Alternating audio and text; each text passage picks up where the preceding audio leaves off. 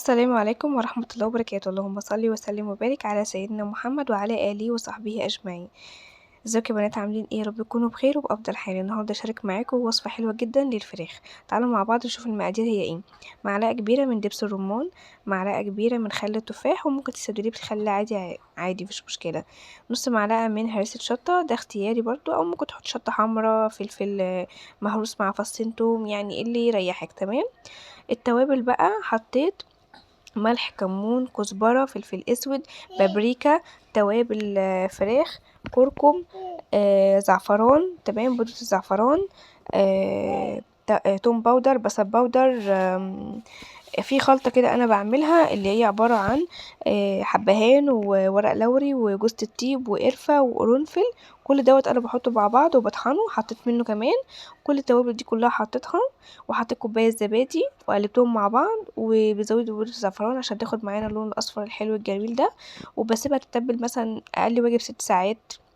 ممكن تعمليها بالليل وتاني يوم تعمليها. تمام. انا كنت عاملاها كاطعام بصراحه، بس قلت اشارك معاكم الوصفه يعني ايه بكل تفاصيلها. هنا هحط لكم المقادير، لكن في القناه التانية قناه اليوميات هتلاقوا فيها طبعا الطريقه، وانا فيديو كامل وانا بجهز الاكل، وكمان بغرف الاطباق وبنطلع وجبات بره وكل حاجه يعني. فربنا يرزق الجميع يا رب.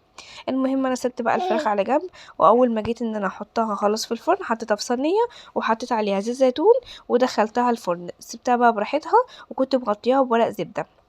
اول ما تستوي معاكي بشيل الورقه ديت وبتعرضيها لسخونه الفرن عشان تاخد معاكي اللون الحلو الجميل دوت، اللي شكل اللي هو ايه يعني كانه شوياه، فاهميني؟ تمام تمام. المهم الرز البسمتي شوحته كده مع طبعا ورق لوري، حبهان، قرنفل، ملح، كمون، فلفل اسود.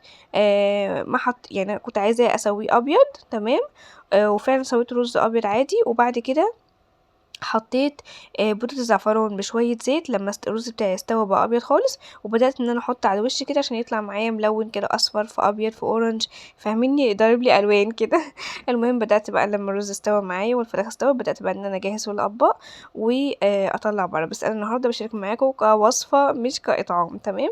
وبعد كده حطيت الاكل بقى البيتي، غرفت برضو بنفس الرز، وكمان الفراخ زي ما انتم شايفين مستوية وشكلها تحفة، وحطيت جنبها كيس شيبسي، وعملت تومية. وبألف هنا وشفا. بجد وصفة الفراخ دي جميلة جدا، جربوها هتعجبكم جدا جدا. عايزة اقول لكم ان الفراخ كانت مستوية والله العظيم، وطعمها يعني بجد خرافي. انا هنا بقرب لكم قوي عشان تشوفوا الرز عامل ازاي والفراخ عاملة ازاي. يعني شايفين الجمال؟ حاجة اللهم بارك، حاجة تحفة. يا رب الوصفة تعجبكم. باي باي.